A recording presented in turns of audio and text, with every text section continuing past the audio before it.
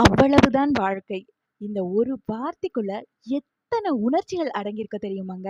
சந்தோஷம், துக்கம், கோபம், வெறுப்பு, அவமானம், தலைக்குனிவு, ஏமாற்றம், இன்னும் எத்தனையோ உணர்ச்சிகள் இந்த ஒரு வார்த்தைக்குள்ள அடங்கி இருக்குங்க. எங்கேயோ மனசுக்குள்ள ஒரு ஓரத்துல யாருமே கேட்காத ஒரு குரல், "நான் ஏன் இப்படி ஆயிட்டேன்? எனக்கு மட்டும் ஏன் இப்படி நடக்குது? எதுக்காக நான் எனக்காக நிக்காம போனேன்? எனக்கு மட்டும் ஏன் தோல்வி வந்துகிட்டே இருக்கு? என்கிட்ட ஏன் காசு இல்ல? நான் மட்டும் ஏன் சந்தோஷமாவே இல்ல?" இந்த மாதிரி இன்னும் எத்தனையோ கேள்விகள் நம்ம மனசோட ஒரு ஓரத்துல நாம மட்டுமே அனுபவிக்கிற ஒரு குரலா, நமக்கு மட்டுமே கேட்கிற ஒரு குரலா, நம்ம எல்லாத்துக்குள்ளயுமே இருந்துகிட்டு தாங்க இருக்கு. இதற்கான பதில நீங்க தேடிக்கிட்டு இருக்கீங்க அப்படின்னா, இதோ இந்த பதிவு உங்களுக்கான பதிவு. நைட்டு நிம்மதியா தூங்கி, காலையில சந்தோஷத்தோட எந்திரிக்கிற ஒரு வாழ்க்கை தான் எல்லாருமே ஆசைப்படுற ஒரு வாழ்க்கை. ஆனா, அந்த வாழ்க்கை அவ்வளவு சீக்கிரம் எல்லாத்துக்குமே அமையறது கிடையாதுங்க. இது எப்ப தெரியுமாங்க அமைய ஸ்டார்ட் ஆகும்? நம்ம எல்லாத்துக்கிட்டயுமே நெறைய பணம் வந்ததுக்கு அப்புறம் நெனைக்கிறீங்களா? நிச்சயமா கிடையாதுங்க. அப்படின்னா உலகத்துல காசு பணம் வச்சிருக்க எல்லாருமே ரொம்ப சந்தோஷமா தானே இருக்கணும். ஆனா, அவங்க எல்லாருமேவா சந்தோஷமா இருக்காங்க? அளவா பணம் வச்சுட்டு சந்தோஷமா வாழ்றவனும் நெறைய பேர் இருக்கான். அளவுக்கு அதிகமா பணம் வச்சுட்டு நிம்மதி இல்லாம இருக்கவங்களும் நெறைய பேர் இருக்கத்தான் செய்றாங்க. நம்மளோட வாழ்க்கையில நாம தேர்ந்தெடுக்கிற, யோசிச்சு செயல்படுத்துற விஷயங்கள் தான் நாம சந்தோஷமா இருக்கிறதுக்கு ஒரு முக்கியமான காரணமா இருக்கு.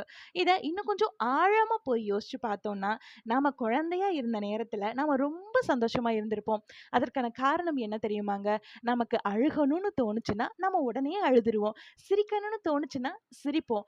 நாம எப்படி இருக்கணும் அப்படின்றத நாம முடிவு பண்ணோம். நமக்கு தோன்ற எல்லாத்தையுமே நாம செஞ்சோம். நாம நம்மளா இருந்தோம். நம்மள சுத்தி இருக்கவங்க என்ன பேசுறாங்க அப்படின்றத நாம காது குடுத்து கேட்கவே இல்ல. அப்பல்லாம் நமக்கு எதுக்காக இந்த வாழ்க்கை அப்படின்னு சொல்லிட்டு தோணுனதே கிடையாது.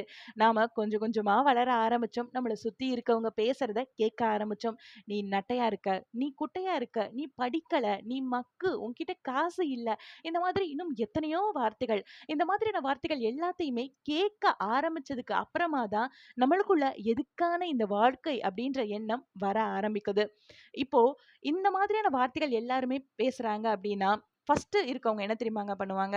ஆமா இவங்களுக்கெல்லாம் வேற வேலையே இல்ல. பேசிக்கிட்டு தான் இருப்பாங்க அப்படின்னு சொல்லிட்டு தூசு மாரி தூக்கி போட்டு போயிட்டே இருப்பாங்க.